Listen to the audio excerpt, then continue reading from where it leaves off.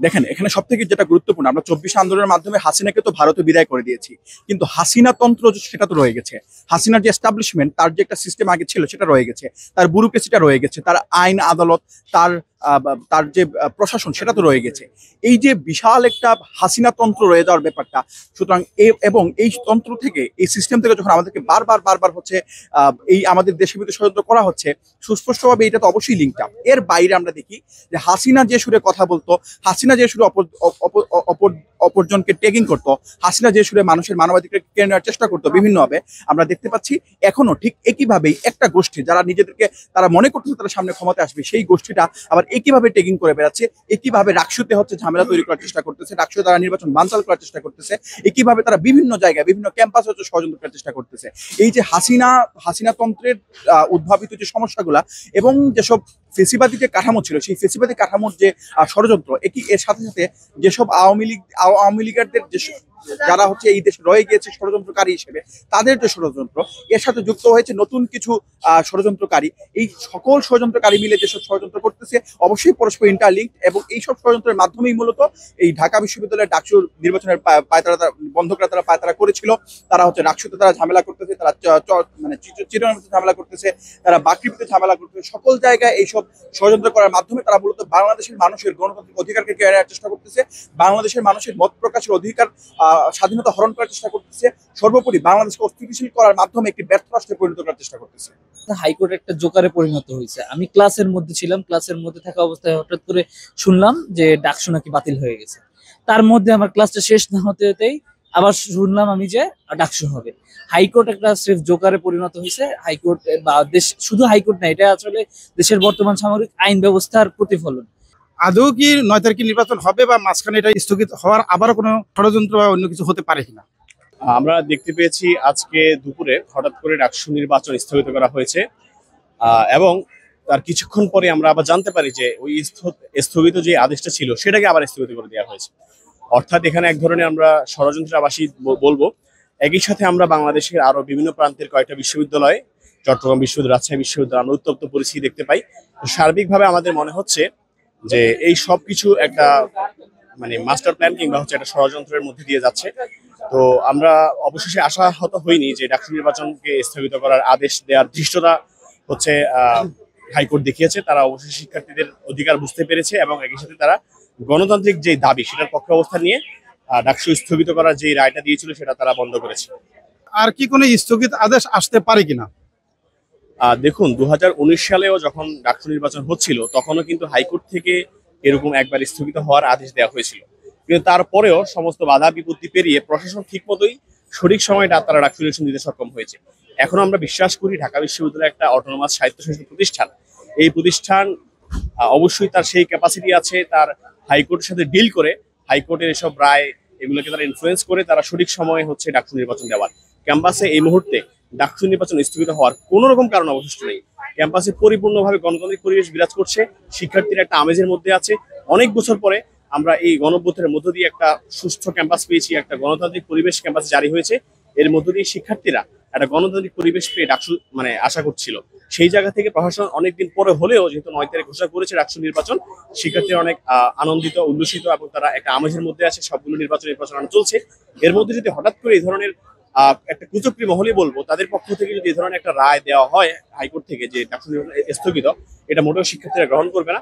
এবং একই সাথে আমরা বলতে চাই যে এই জুলাই অভ্যুত্থানে ঢাকা বিশ্ববিদ্যালয়ের নেতৃত্বে সারা বাংলাদেশের ছাত্র জনতা মিলে যেভাবে ফ্যাসিবাদ উৎখাত করেছিল, একই রকম ভাবে সেই দৃশ্যটা যদি অন্য কেউ দেখায়, আজকের হাইকোর্ট বলি কিংবা যেই কোনো প্রশাসনের যে কোনো যন্ত্র যদি গণতান্ত্রিক প্রক্রিয়ায় তারা না গিয়ে শিক্ষার্থী, ছাত্র সমাজ, জনগণের ম্যান্ডেটের বিরুদ্ধে গিয়ে কোনো ধরনের রায় দিয়ে অস্থিতিশীল পরিস্থিতি তৈরি করতে চায়, ঠিক তাদেরকে লাথি দিয়ে ঘাট ধাক্কা দিয়ে বের করে দেওয়া হবে, যেরকম ভাবে জুলাই গণঅভ্যুত্থানে এই ফ্যাসিবাদ হাসিনাকে লাথি দিয়ে বের করে দেওয়া হয়েছে।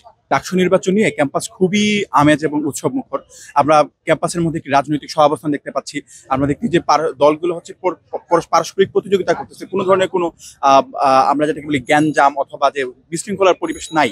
তো এমন একটা পরিবেশে কিংবা পরিস্থিতিতে ডাকসু নির্বাচন যখন স্থগিত করা হয়েছিল, সেটা আমাদের জন্য অনেক বেশি বেদনাদায়ক ছিল এবং আমরা মনে করেছি এটা একটা ষড়যন্ত্রকারীদের কুচক্রান্ত ছিল এবং তারা আমাদের দেশকে স্থিতিশীল পরিবেশকে 24-এর গণঅভ্যুত্থানকে তারা হচ্ছে বিতর্কিত করতে চায় এবং তারা হচ্ছে রাষ্ট্র বনাম জনগণ বনাম ছাত্র জনতা এরকম একটা নেগেটিভ বাইনারি দাঁড় করানোর মাধ্যমে বাংলাদেশকে একটি ব্যর্থ রাষ্ট্রে পরিণত করতে চায়। কিন্তু আমরা পরিষ্কার করে আগেও বলেছি, এখনো বলছি, সামনেও বলে যাব, কোনো কুচক্রী মহলের কোনো ধরনের ষড়যন্ত্র আমরা হচ্ছে এই দেশে হতে দিব না এবং যে কোনো মূল্যেই আমরা ডাকসু 9 তারিখে আদায় করে ছাড়বো ইনশাল্লাহ। তবে এই যে ষড়যন্ত্রকারীদের যে ফাঁদ, এই ফাঁদে আমরা কখনোই পা দিব না, বরঞ্চ আমরা শান্তিপূর্ণভাবে আমাদের সকল ধরনের দাবি দাওয়া আন্দোলনের মাধ্যমে আমরা শান্তিপূর্ণভাবে আমাদের ডাকসু আদায় করে ছাড়বো ইনশাল্লাহ। ডাকসু নির্বাচন স্থগিত করার পর আবার দিয়েছে, এটা কি আর স্থগিত হওয়ার সম্ভাবনা আছে কিনা? দেখেন, ডাকসু নির্বাচন যখন প্রথম স্থগিত করা হয়েছিল তখন আমরা বলেছি ডাকসু নির্বাচন নিয়ে স্থগিত করার মতো কোনো ধরনের কোনো ঘটনা, কোনো ধরনের কোনো ক্যাম্পাসে নাই। ক্যাম্পাসের প্রত্যেকটি শিক্ষার্থী, প্রত্যেকটি ছাত্র সংগঠন চায় ডাকসু হোক, শুধুমাত্র মুষ্টিমেয় কিছু সুবিধাভোগী হয়তো বা চায় না এবং তার পরিপ্রেক্ষিতে আমরা দেখেছি এত ঘটনা। সুতরাং আমরা আর কখনোই মনে করি না যে এইরকম কোনো স্থগিত আদেশ আর আসতে পারে। যে স্থগিত করা হলো, স্থগিত করার পরে আবারও বলা হলো যে 9 তারিখে নির্বাচনটা হবে, এটা আপনার কেমন লাগতেছে? অনুভূতিটা কি এখন? অনুভূতি থেকে বেশি কথা হাইকোর্ট একটা জোকারে পরিণত হয়েছে। আমি ক্লাসের মধ্যে ছিলাম, ক্লাসের মধ্যে থাকা অবস্থায় হঠাৎ করে শুনলাম যে ডাকসু নাকি বাতিল হয়ে গেছে। তার মধ্যে আমার ক্লাসটা শেষ না হতেই আবার শুনলাম আমি যে ডাকসু হবে। হাইকোর্ট একটা স্রেফ জোকারে পরিণত হয়েছে। হাইকোর্ট বা দেশ, শুধু হাইকোর্ট না, এটা আসলে দেশের বর্তমান সামরিক আইন ব্যবস্থার প্রতিফলন।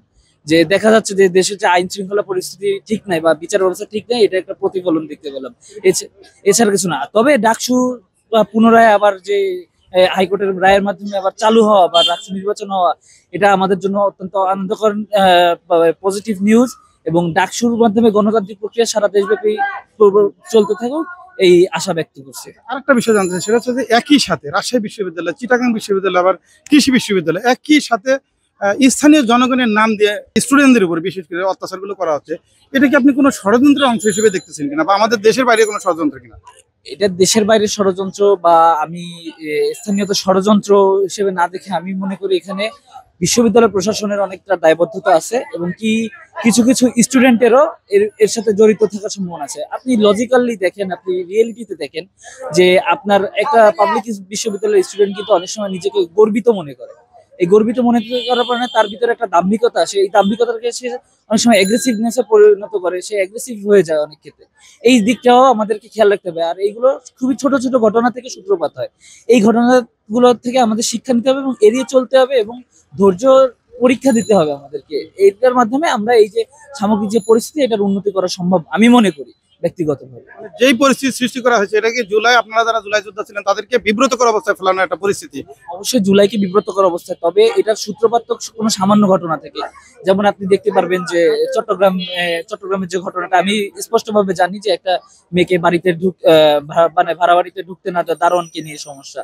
এই দারোয়ানের সাথে সমস্যাটা যদি হাতাহাতি পর্যায়ে না, যে নীরবে স্থানীয় লোকজনের সাথে মিলে প্রশাসন, বিশ্ববিদ্যালয় প্রশাসনকে ফেস করিয়ে করা হতো, তাহলে হয়তো চিত্রপটটা অন্যরকম হতো, দৃশ্যপটটা অন্যরকম হতো। এটার কোনো প্র্যাকটিস আমাদের মধ্যে এখন নাই বললেই চলে। দেশের জুলাই পরবর্তীতে শিক্ষার্থীরা তাদের মন মানসিকতা উন্নত করতে যে অনেক ক্ষেত্রে নিচে নেমে গেছে, এটা অনেক ক্ষেত্রে দায়ী। এইটা আমাদেরকে উন্নত করতে হবে। আমরা পাবলিক বিশ্ববিদ্যালয়ে পড়ি, আমরা পাবলিক বিশ্ববিদ্যালয়ে দেশের জনগণের টাকায় পড়ি, দেশের জনগণের টাকায় আমরা শিক্ষিত হওয়ার চেষ্টায় আছি। তো আমাদেরকে এই দিকগুলো খেয়াল রাখতে হবে যে দেশের জনগণ বা স্থানীয় জনগণেরও যেন ক্ষতি না হয়।